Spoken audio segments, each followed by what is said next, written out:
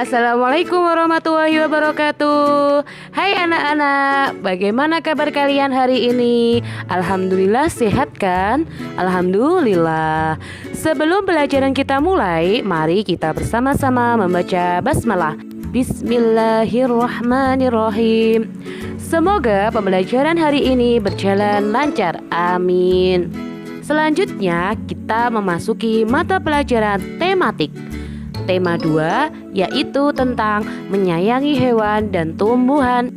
Materi subtema 1 yaitu tentang manfaat tumbuhan bagi kehidupan manusia. Selanjutnya kita memasuki mata pelajaran tematik. Tema 2 subtema 1 pembelajaran 5 yaitu tentang manfaat tumbuhan bagi manusia. Pada pembelajaran 5 ini, kalian akan belajar materi Bahasa Indonesia, PPKN, dan Matematika.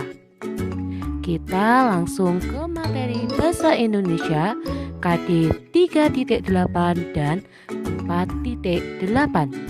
Jika di pembelajaran 1, di pembelajaran 2, di pembelajaran 3, dan di pembelajaran 4, kalian telah banyak membaca kisah dongeng serta kalian mengetahui pesan moral yang terkandung dalam dongeng tersebut. Kali ini, mari memerankan cerita dongeng. Sebelum memerankan dongeng dan bagaimana ceritanya, buatlah naskah dialog yang berisi percakapan antar tokoh. Langkahnya sebagai berikut. Pertama, membaca dialog dongeng dengan benar. Selama membaca dialog, usahakan diucapkan dengan jelas dan lancar. Selanjutnya, kalian menyesuaikan situasi dan kondisi serta karakter tokoh yang diperankan. Apa saja yang perlu diperhatikan saat membaca dialog? Yang pertama, lafalnya harus jelas. Lafal adalah pelafalan atau pengucapan kata-kata secara jelas. Kemudian ada intonasi. Intonasi disebut juga dengan lagu kalimat. Selanjutnya, pemberian jeda juga penting, harus tepat dalam penempatan jeda. Disebut juga dengan pemberhentian sejenak. Selanjutnya, volume suara. Volume suara kalian harus dapat diterima pendengar dengan jelas agar penyampaian cerita bisa diterima. Dan yang terakhir yaitu mimik wajah.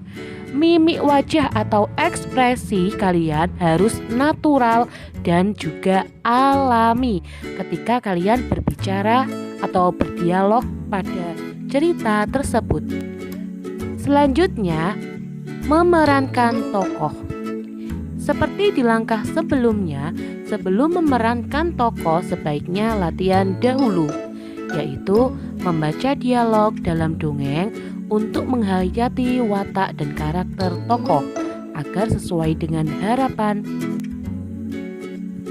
Selain itu, ada juga acting yang baik. Acting sendiri adalah gerakan-gerakan yang dilakukan pemain sebagai wujud penghayatan atas perannya. Dan yang ketiga adalah blocking atau penguasaan panggung atau perpindahan dari tempat satu ke tempat yang lainnya agar penampilan kalian tidak monoton atau menjemukan.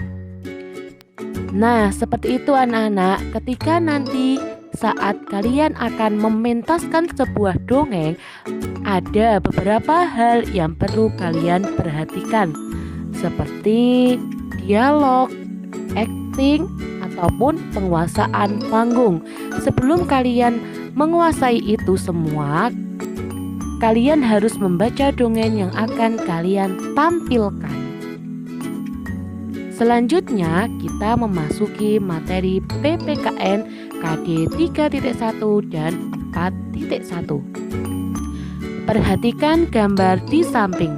ada seseorang kesulitan melakukan sesuatu, apa yang harus kalian lakukan? Ya, membantunya agar orang tersebut tidak kesulitan. Selanjutnya, ada gambar tanaman yang kekeringan. Apa sikap kalian? Ya, betul sekali. Kalian harus menyiram tanaman tersebut agar kembali segar. Selanjutnya, ada teman kalian yang sedang sakit ataupun terkena musibah. Lalu, apa yang harus kalian lakukan? Ya, betul sekali. Kalian harus mendoakan teman kalian agar teman kalian diberikan kesembuhan dan kesabaran, atau kalian bisa membantu memberikan bantuan sebisa kalian. Nah anak-anak, berbuat baik harus kita lakukan ke setiap orang, karena berbuat baik sesama manusia adalah keharusan, termasuk berbuat baik kepada hewan dan juga tumbuhan. Karena setiap kebaikan yang kalian berikan kepada orang lain, maka kalian akan mendapatkan kebaikan pula. Seperti membantu teman yang kesusahan, mendoakan yang baik, dan lain-lain. Selanjutnya, materi matematika KD 3.1 dan 4.1. Perhatikan contoh berikut. 353 ditambah 413 sama dengan 766. Jika kalian balik tempatnya menjadi 413 ditambah 353 sama dengan 766. Nah, ternyata hasilnya sama. Satu lagi ya. 104 ditambah 205 sama dengan 309. Jika dibalik menjadi 205 ditambah 104 sama dengan 309. Jadi tetap sama ya hasilnya. Contoh satu lagi. 314 ditambah 401 sama dengan 715. Kita balik lagi ya. 401 ditambah 314 sama dengan 715. Pertukaran posisi bilangan di atas tidak mempengaruhi hasilnya. Seperti 353 ditambah 413 sama dengan 413 ditambah 353. Selanjutnya, 104 ditambah 205 sama dengan 205 ditambah 104. Dan 314 ditambah 401 sama dengan 401 ditambah 314.